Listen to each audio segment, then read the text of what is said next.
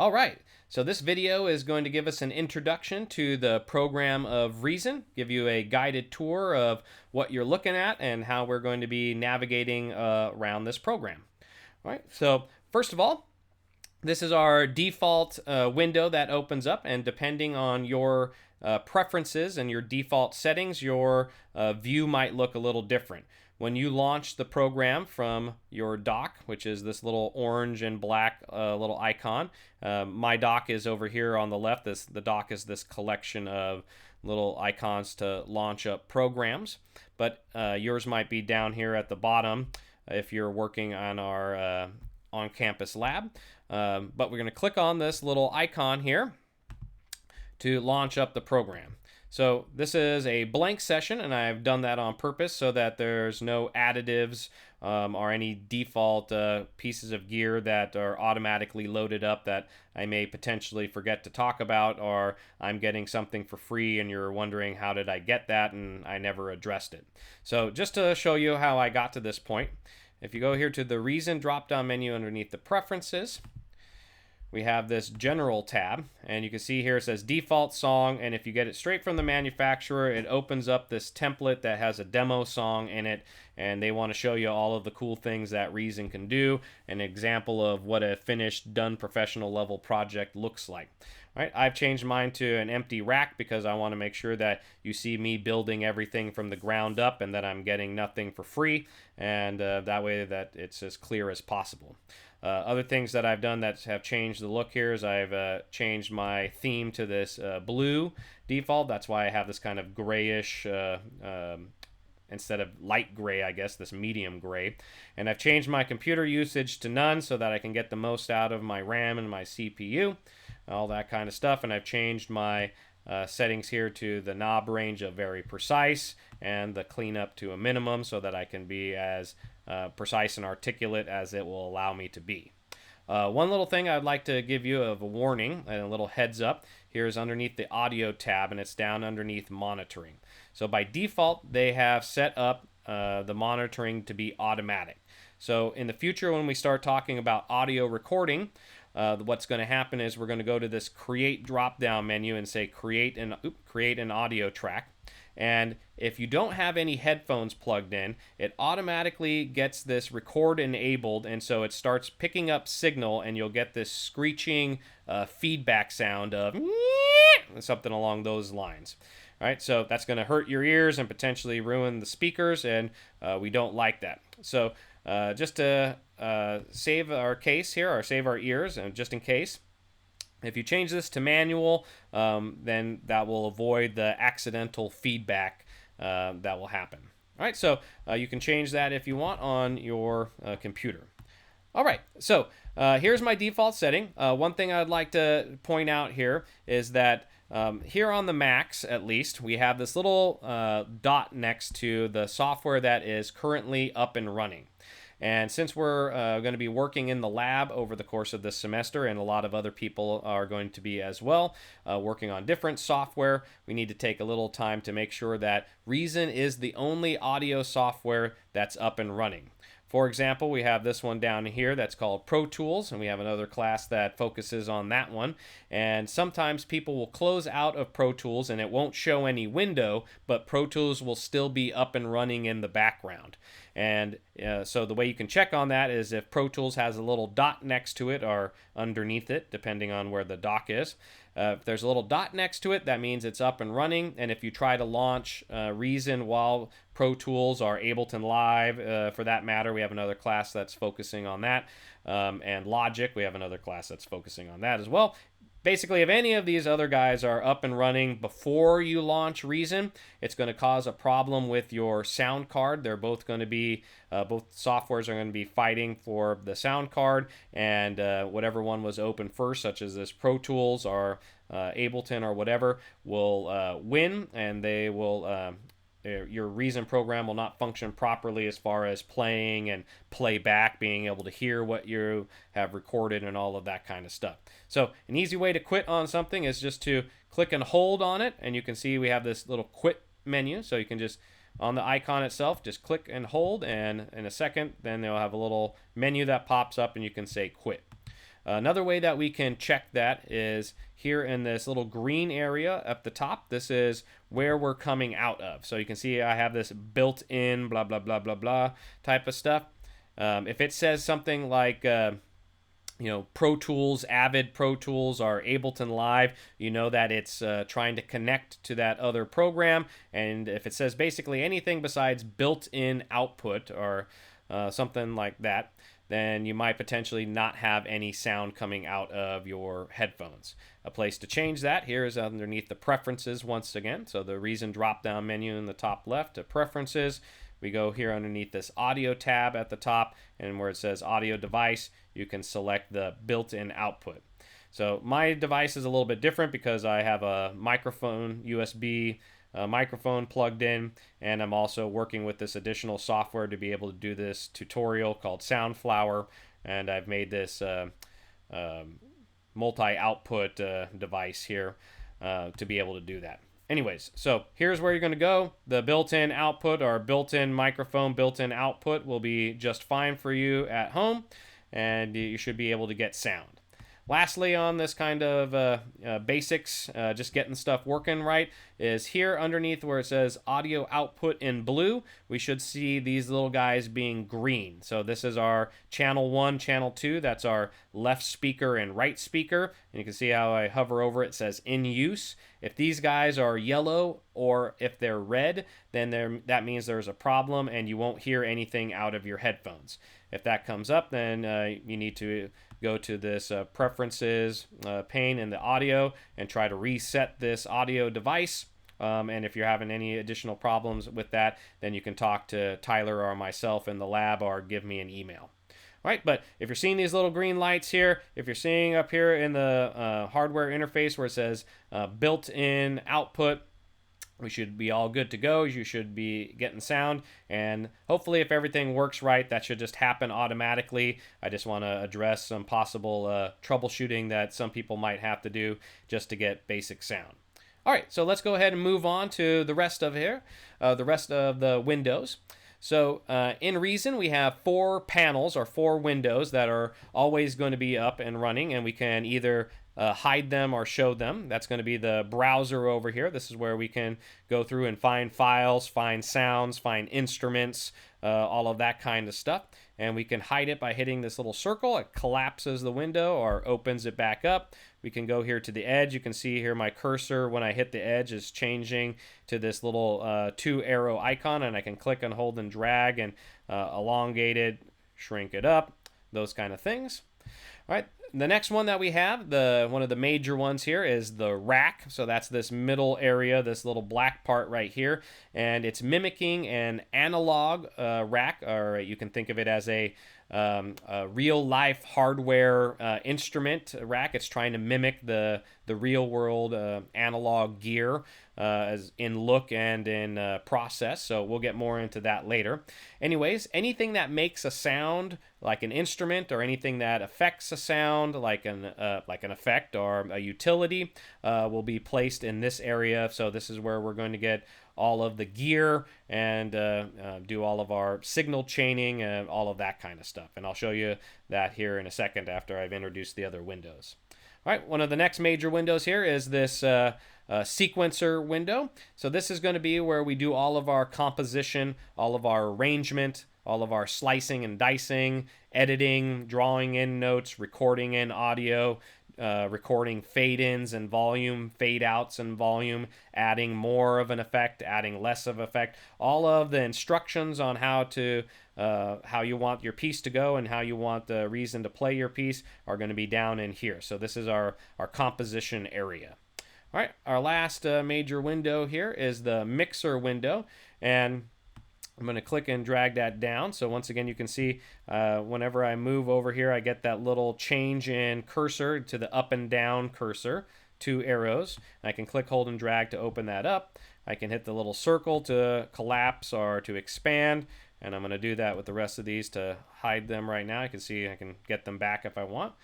But over here on the right-hand side, this is a little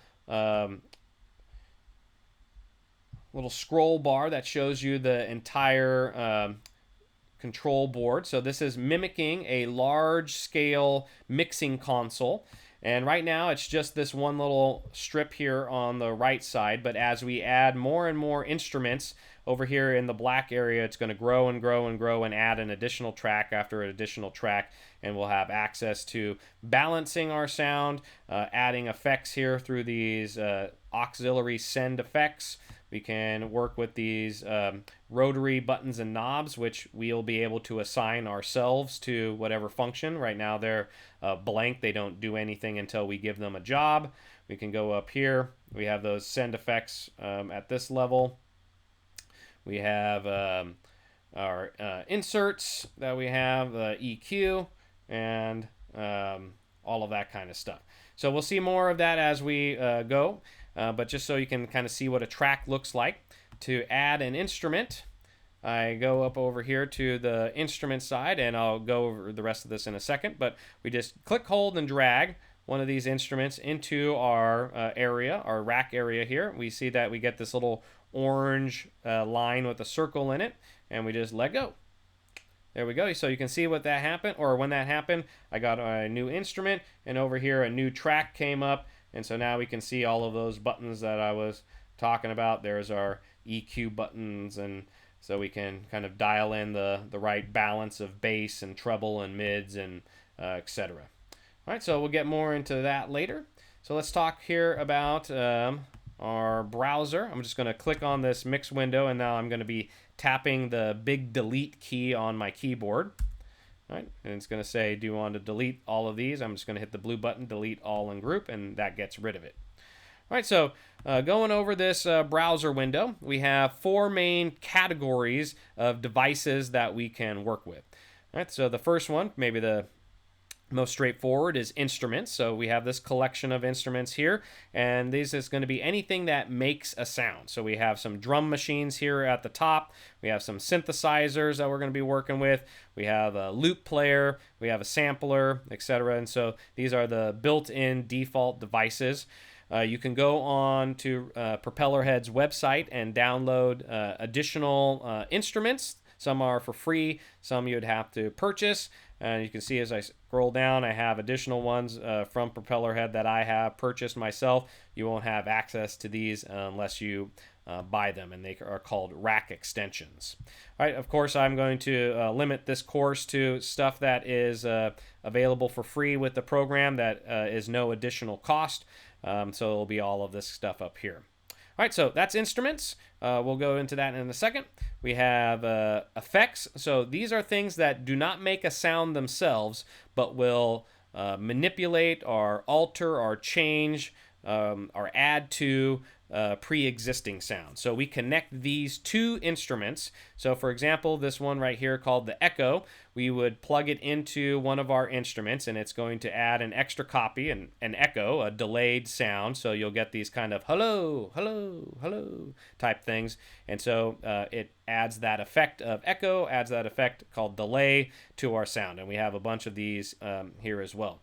So speaking of those free ones, there are a lot of these other instruments here that I have loaded up on mine, and these are all free except for these this one right here of the Siegel and the Propellerhead software. Those are going to be ones you have to purchase, but all the rest of these of Air Raid, Isotope, Jittery Pokey, etc., they're freebies that you can go onto the website.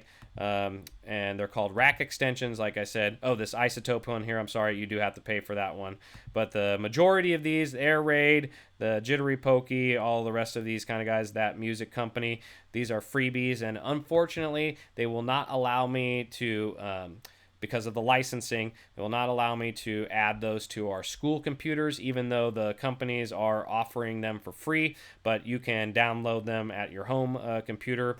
If you want to, and that's going to be, again, rack extensions, and you just go to their to the Propellerhead website and go to the shop, and you can mess around with those. All right, if you have any additional questions about that, you can email me or ask Tyler or myself in the lab. All right, so the next category here is utilities. So once again, you can see there's a whole bunch of other, these are all free that I got. Let me double check. Yep. So these guys right here, so unlike effects, they don't process the sound. They're more like directors of the sound. They tell something what to do. For example, one of these mixers that will allow us to change the volume or allow us to change the panning if it's in our left speaker or our right speaker. So they're more of directors, like these splitters and mergers. It will make a copy of your signal or blend a couple signals together into one big master signal. And we have these kind of sequencers and those kind of things.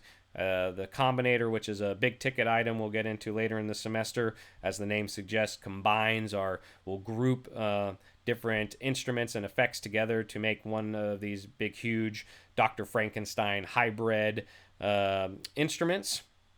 And then the last one that we have for categories is the player devices. So these are going to be compositional assistants. They're going to help us out in writing melodies, writing bass lines, writing accompaniments.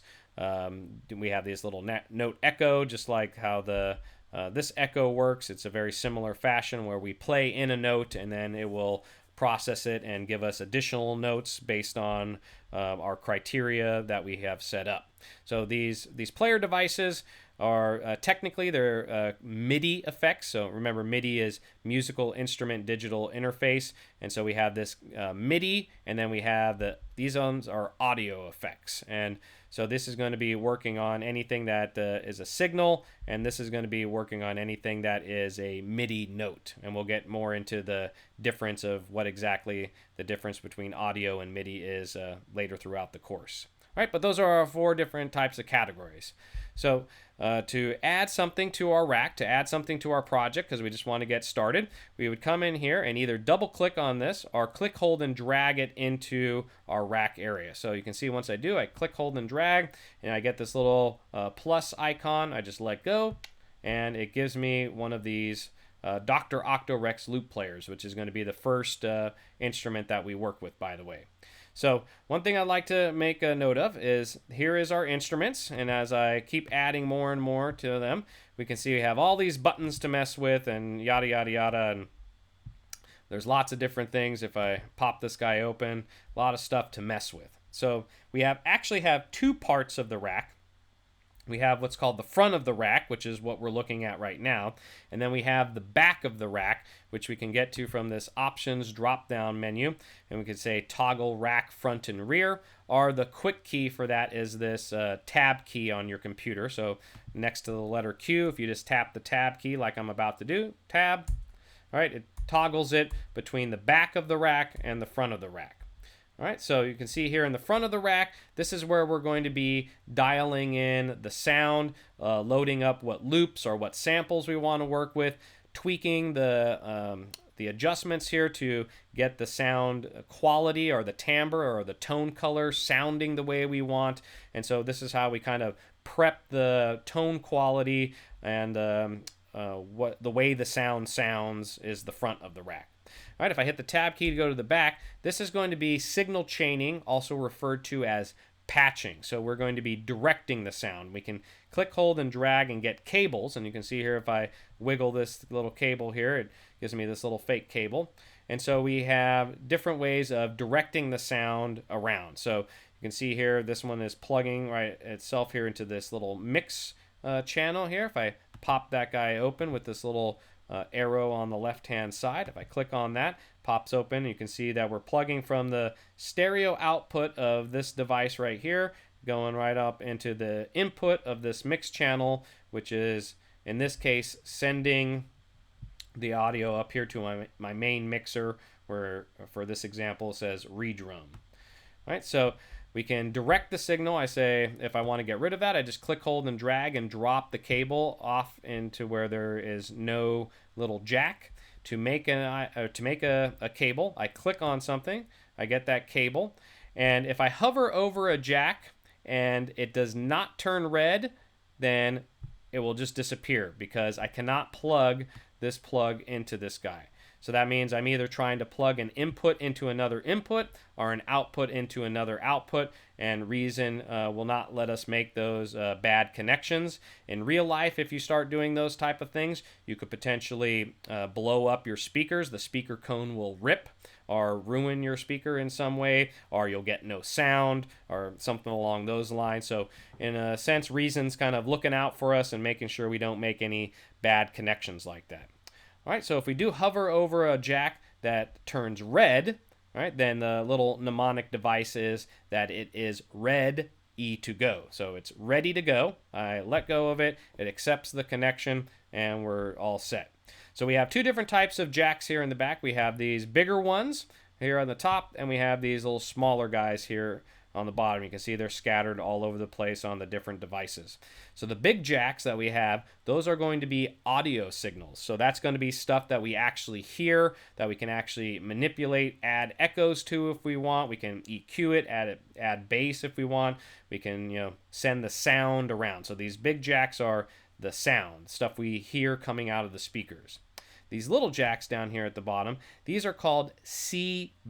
The letter C, the letter V, you can see it says right here, and that stands for control voltage. So these signals we will not hear them. They're not audio, but what they do is they control or they perform some other aspect of a piece of gear. For instance, if we want the volume to fade up, we can say, all right, you are going to get connected to this guy and you are going to control the volume. So, or you can control the gate out. So whenever I'll have these two things connected, and we'll talk about gates later. And so we have these two things now interconnected, and one of them is controlling or sending a performance message to the other to say, hey, you over there, do this thing. Move your fader this way. Turn the volume up.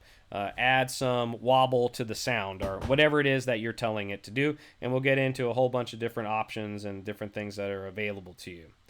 Now, one thing I'd like to make a mention of is, even though this back of the rack thing might potentially start looking like a bunch of spaghetti noodle mess, this is the most unique part of Reason. In my opinion, it's the fun part of Reason, something that's unique to this program that other programs don't have, where we can interconnect different devices to each other. I can say, whenever the kick drum fires off on this one, then you're going to play a bass note here on this other, and I patch those things together with these different cables and all of this kind of stuff.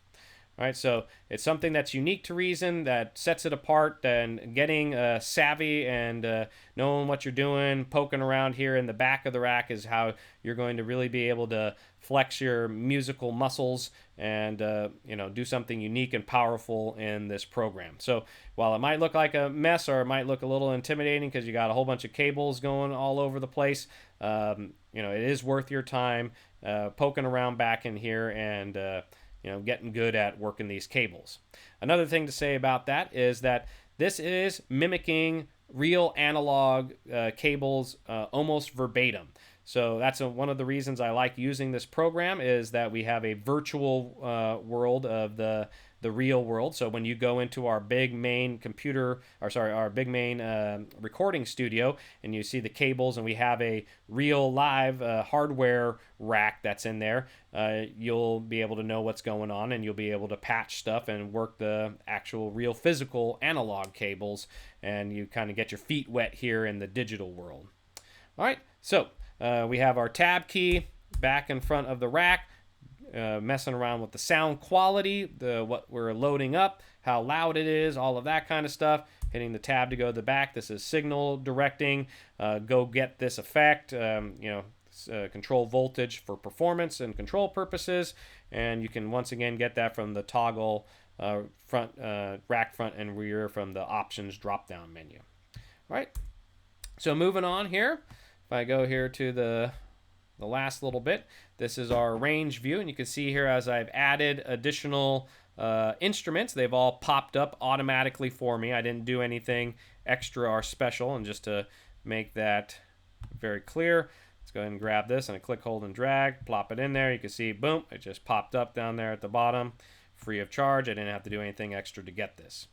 All right, so there's actually two different windows here in the sequencer area as well. We have what's called the song view, which is this macro omnipotent view. I get to see all the different parts at the same time. I get to see what each of these different instruments is doing, what this drum computer, what beat it's playing, and when the bass line comes in or the lead melody. And so I get to see everything at once. We also have a under the hood, this edit mode. You can get to it by right here. If I click on that, you can see we have this little keyboard that shows up, and this is kind of like under the hood, under the microscope, the details of just one track at a time. So right now, all the rest of these of Octorex, Redrum, Thor, those are all hidden from me, and I'm seeing the detailed information of the subtractor, which right now isn't all too much, but this stuff, as we start adding more and more details to it, we'll get additional what are called lanes. Additional stuff. This window will start filling up with extra things for us. But this is where we can come in here, and I just double clicked on this, and this gives us what's called a clip. So this little green thing, I just got that by double clicking. So these little clips, these little boxes right here, they are blank sheets of paper for us to draw in some notes. So if I come here and I just double click, or if I grab my pencil tool, I can click and drag and all right, and I can draw in all of these notes. All right, so once I have all of these, it's just like picking up a piece of paper off of a table. I can move it around. First of all, I'm just going to click on this. I'm going to hit the big delete key on my keyboard. Same thing here. Click on it, big delete key on the keyboard. And so this is just like a piece of paper on a desk. I can click on it, hold it, and drag it, and I can move it around. Right now it's snapping. You can see here I have this snap on, which I highly recommend you start off with. If this snap is off, it will allow us to move it at what's called the tick level. All right, but this is the smallest unit of measurement that we can move it at, and it can potentially mean that our sound will be out of sync with the rest of the other instruments, and it will sound like our band is really bad and needs to practice and is just kind of, the train falling off the track. So make sure that your snap to grid is on, and we can move this thing and snap it, and that way it's all good, and we can make sure that we are synchronizing well with everything else. Of course, there's reasons to turn that snap off, but you get the basic idea. All right, so we get to see, the main point here is we get to see the underneath the hood. I double click on it to activate it. I can double click to make a note. I can go to the edge of that note, make it longer, trim it up, click in the middle of it, move it around, move it up and down, hit the delete key, get rid of it. I can click away from a note and drag and make a box and select several notes, and then click on just one, and they'll move as a group. All right, and I can elongate them as a group, shorten them up, etc. So this is how I can draw in notes. One thing to say about the drawing in notes, I just made a box actually here real quick. Make a box, hit the delete key on my keyboard, get rid of them. So right now you can see all these little grid lines that are happening, right? And that's going to be dictated here by this drop-down menu. So we're going to get more into this throughout the semester, but we have the bar level, which is the highest level, and you can see here we do not have that many lines, and if I double click to get a note, it fills in for one bar or one measure's worth of time, and again we'll go over that kind of stuff later. And if we want to have a finer grid or a higher resolution grid, if I go here to half, then we get one extra line, and now if I double click, I get a half, double click, half, and etc. I can go down here, get a finer grid. These are now quartered or quarter notes. Double click, double click, double click. You can see I'm getting smaller and smaller notes, etc. And it starts off here at the 16th note level. The little T next to some of these guys stands for triplet mode, and I would recommend either working all in triplet mode or working all not in triplet mode for the beginning here.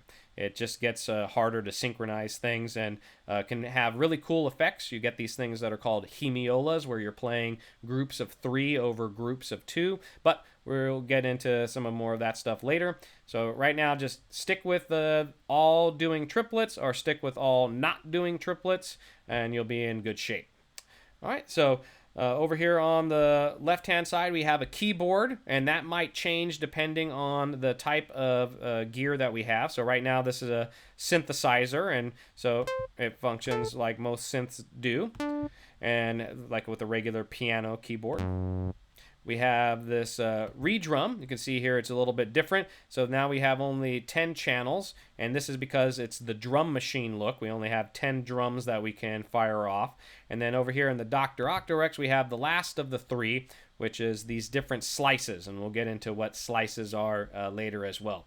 But the majority of these things, such as the Thor and the Subtractor, you'll see this little piano, and this is called the piano roll, this whole area. This is the kind of the standard look, but the other two that are possible for drum machines, you'll see this drum window here with these kind of channels, and for the loop players, you'll see these slices that pop up. All right, so to get out of this edit mode, we just click edit mode right here again, so this toggles us back and forth between the song zoomed out view where we get to see everybody all at once versus the under the microscope one at a time. And you can see here when I click on the little icons, I get this little home plate gray little icon. Looks like a little shield or chevron type of thing here. And that shows us the keyboard focus. So that's the one, if I had a keyboard plugged in, which instrument it would be connected to and fire off. All right. So that's the basics of working in Reason. That's all of the different windows.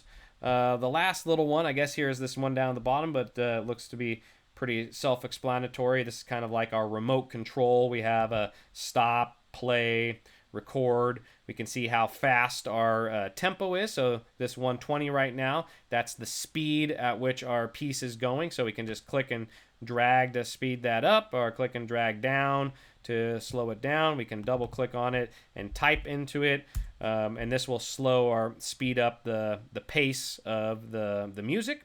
We can change our time signature if we want. We'll get into those kind of things later. If you want a click track to give you a little steady beat to record to, I'm going to turn down the volume. This little green guy is the volume of that click track. But you can see here as I hit record, I get that little click. It's called a metronome or a click track, and that will give me a beat to play on top of to make sure that I'm synchronizing with the tempo. This little pre-count off right here will give me a 1, 2, ready, go. So here, this way I can hit record, and then it gives me ready, go. Boom, there it goes. So it just gave me the count off to allow myself time to get ready. All right, this shows you the display of where your current cursor is at here. You can see it's updating as I drag this little play head right here at the top. And this is, if I were to hit the play button right here, also you can hit the space bar, which you'll do that so many times. It's worth just getting used to hitting the space bar, which I'll do. All right, so that's where it's going to play from. We have these little left and right markers. Here I'm clicking on the little L and the little R right here, and this is where this is our loop. So if I come in here and I bring my cursor in the middle of it, and if I hit play with the loop turned on, which is this little arrow going on top of each other, little icon. If I hit play, then once it gets to that R, it's gonna bing, teleport back over here to the L and keep looping. So that is good to kind of focus on a section, or if you want to do like a solo or a lead sound or some vocals on top of a beat, and you just want to keep it looping so you can practice it over and over again before you do the official recording. That's a good way to do it. But that is working with the loop mode. All right. Lastly here we have this quantize, and this kind of we'll talk about later. That is snapping to the grid, this cue, record, and quantize. And we have this groove right here, which will allow us access to this humanizing rhythm groove maker called the Regroove Mixer, and we'll get into that later. It will help us to push the beat to make it sound more energetic and exciting, or to drag the beat to make it sound more relaxed and chill. All right, and that's this little groove button. And then we can also hit this keys button, which pops up this little keyboard. So now I can use my typing computer keyboard, and I can see right here the letter A on my keyboard. If I tap that, all right, I'm connected right now to the Subtractor. All right, so I can kind of come up here and play. All right, so the location of the keyboard here, I'm kind of on the left-hand side. It's this green area, and that will show me if I move up here where I'm connected to. So now I'm playing the middle range here, even higher. All right, so I can get super bassy. Ooh. And I can get super high and tinkly. There we go. All right, so this will allow you to move around, and you can see something to pay attention to because it's going to be coming up is this little octave number. So this first little note here down at the bottom, that's the note of C. That's why they have the note C there. And the placement of our little green highlight right here is in the second octave. If I go down one right here, that's octave 1, octave 0. And then that's where regular acoustic instruments such as the piano end. But since we're here in the virtual world and computers, we can go to octave -1 and octave -2, and it keeps going up. You can see a correspondence to that here in the edit mode. If I click on that here in the piano roll, you can notice here on the side we have C5, C4, C3, C2, and those correspond. So C2 is in between right here of C2 and C3, so that's C2, and so this note right here of C2, if I hit the A key, is the exact same as if I came down here to C2 and clicked on this little guy. Oops, there we go. So that note and this note are exactly the same, hitting the letter A with my typing computer keyboard. All right, so I can perform this stuff I can record all of that, and that would look like this. Come over here, hit the record button.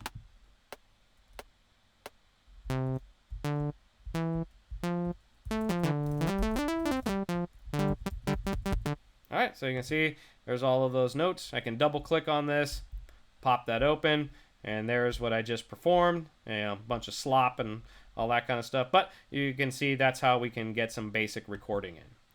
All right, so that is all of the basics. Hello and welcome to Reason user interface.